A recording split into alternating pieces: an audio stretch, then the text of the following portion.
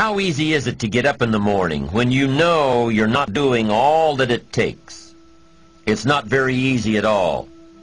You can just lay there awake thinking, oh, what's a few more minutes in bed? It won't matter much anyway. Wrong. It does matter. It will matter.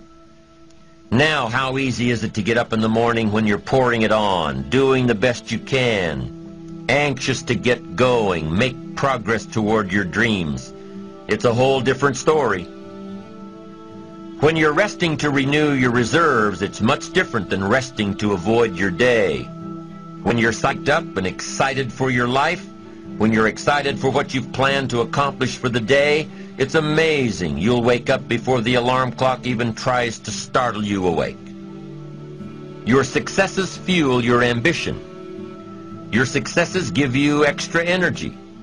Your successes pave the way for more successes. It's the snowball effect. With one success, you're excited to meet another, and another, and another. And pretty soon, the disciplines that were so difficult in the beginning, the disciplines that got you going, are now part of your philosophy. How do you know when you're successful? Do you have to be a millionaire? No. All we ask of you is that you earn all you possibly can. If you earn $10,000 a year and that's the best you can do, that's enough. God and everything else will see to it that you're okay. The key is to just do the best you can. If it's $10,000 a year, wonderful. If it's $100,000 a year, wonderful. If it's $1 million a year, wonderful. It doesn't matter $10,000 a year or $1 million a year. It doesn't matter as long as you've done the best you possibly can. Earn the most you possibly can. Be the most you possibly can. And here's why. The essence of life is growth. The essence of life is growth, to do the best you can. And here's what's interesting. Humans are the only life form that will do less than they possibly can. Humans are the only life form that will settle for less. Every other life form except human beings strive to its maximum capacity. How tall will a tree grow?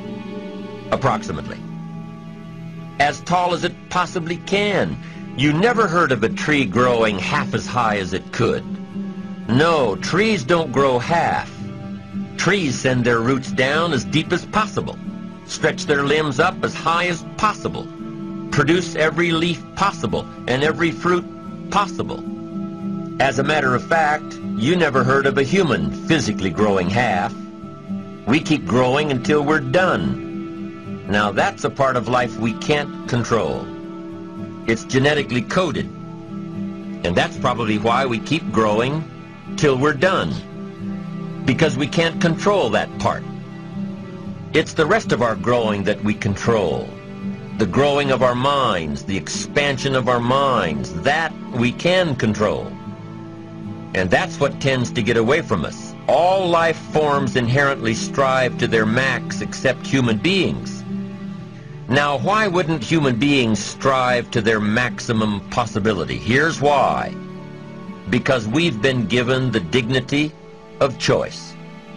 It makes us different than alligators and trees and birds.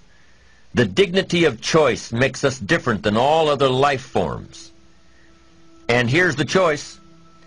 To become part of what we could be, enough to get by, or to become all that we can be. My best advice for you is to choose the all. Earn all you can, make all the friends you can, read as many books as you can, develop as many skills as you can, see as much as possible, do as much as possible, make as much fortune as possible, give as much of it away as possible. The max. There's no life like it. I'm telling you, once I got on track, I've never looked back. Pick up the challenge. Go for it. Take the best of the two easies. Take the root of it's easy to get ahead. It's easy to do all you can. It's easy to succeed. It's easy to have financial freedom. The more you do, the more you get. So the two primary benefits of positive reinforcement are, number one, to build good habits, and number two, to create more energy to fuel your ambitions, your desires, your achievements. How can you isolate what's working for you and what isn't? How can you make sure that you are reinforcing your positive disciplines? Well, if it isn't apparent, easy to see right away, if what you're doing is happening in such small increments that you're not sure if you're on track, then you need to be writing it down. You need to keep a journal anyway. But if you really aren't sure that what you're doing is making measurable progress, you need to keep a written record. You need to write down everything that may be relevant in your day. What you did, who you saw, what you felt, how it may or may not affect you now and in the future. The best way to track your activities of the day is to write them down. The best way to track your activities of the week is to write them down. The best way to analyze your progress through the year is to have written it down. Why? So you can look back on it. Because by keeping a written record of your life, you will be more accountable.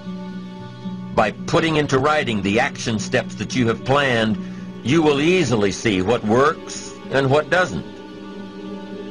Most people just try to get through the day, never writing anything down, never keeping track of their progress along the way, never really knowing if they are doing all they can to reach their goals, to drive their ambition. But gifted people learn to get from the day.